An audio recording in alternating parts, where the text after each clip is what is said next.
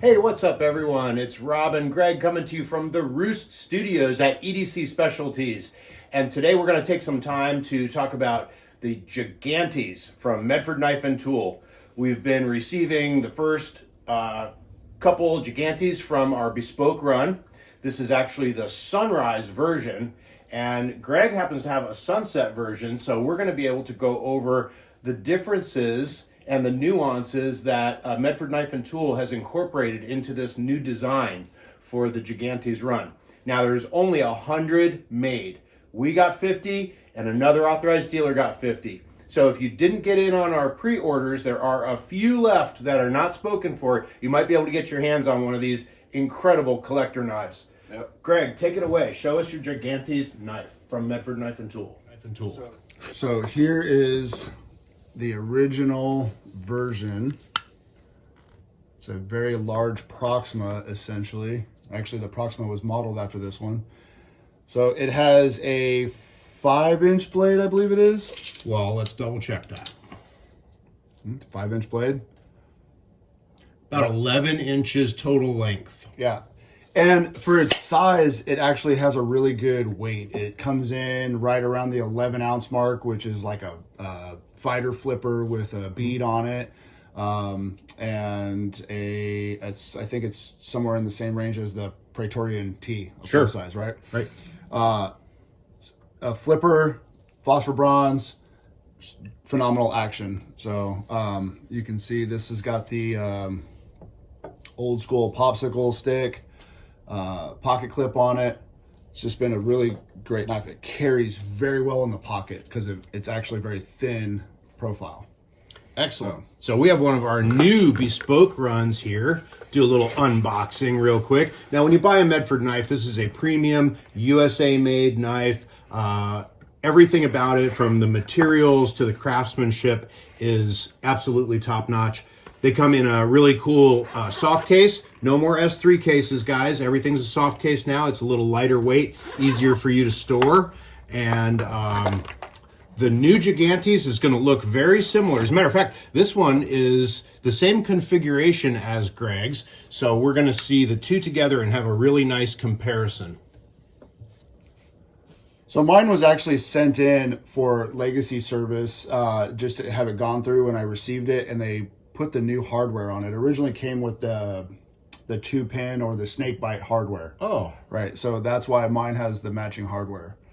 But you can see here, the pocket clip is different. It's in a different location, and it's a little bit longer. So this one the new one will actually sit a little deeper in the pocket clip. And then you can also see right here, the relief cut for the spring is very short compared to the older one. All right. And that's going to help out with tuning issues, yeah, right? So you won't, it'll have more tension on the new one, and it won't detune as easily. And then there's also the over travel stop, so it'll help with tuning issues, so it won't detune. Other than that, the body shape is the same. You can see on the new one, the cut in the flipper tab is a little different, and you can kind of see it from this angle, but the jimping is a little different too. And we'll check that from another angle. Yeah. And then if I move that right there,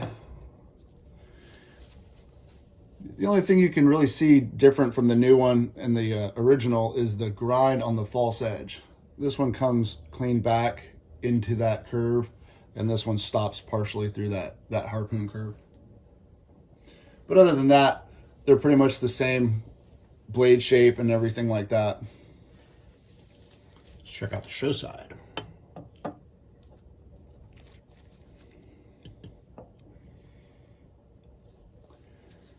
So on the show side, you can see the location of the logo and the blade steel. All right, that's more legible on this one. On the original one, it was kind of tucked underneath the scale a little bit.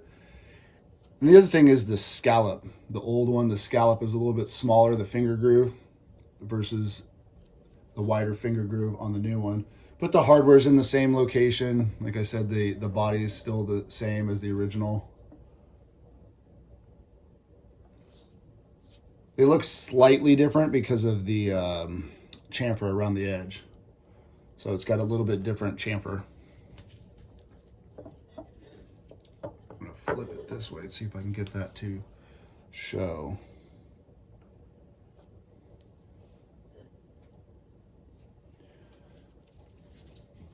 Again, the finger groove is a shorter cut. You can see the relief here, and that finger groove is just inside that on the original one, where it matches on the new one.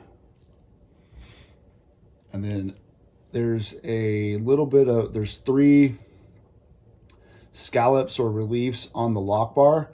Those are a little bit more centered up than the original. There's one that goes on the outside of that, and then the spacing is a little bit more uniform on the new one. And then this is another good angle to see that relief cut for the spring. And you can see on the original one there's like a curve to that one right there. Again, that's going to help with tuning issues. That knife being as long as it is, it's real easy to push that lock bar down and kind of detune it. So you got to be careful on the original ones just to open it up enough to unlock the blade. But you can see the ride height as well on that pocket clip versus the ride height. That makes a big difference in the pocket. But being such a long knife, it's going to extend all the way down to the bottom of most pockets. Right, right. And there's not really an issue carrying the original one. Like when I carried it, the only time I had any issues, I can't remember why, but I had put something in my pocket with that knife that I never usually do, and when I went to pull that out, that flipper kind of just lifted it. But that was more me than anything. But the knife carries, as large as it is, it carries very well in the pocket. I was really shocked by that. It's a really fun knife to carry. And then actually you can see the jimping is a little different. It's a little fatter on this new one, and it's a little bit more radius. These are a little thinner and have more of a let's see if we can do it that way. Yeah, let's go side by side. It's really weird to try to do that, and there you go. That's a good view. So this one's the original one.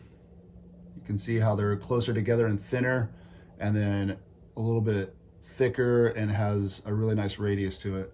And you can see that chamfer that's all the way around there versus the original one.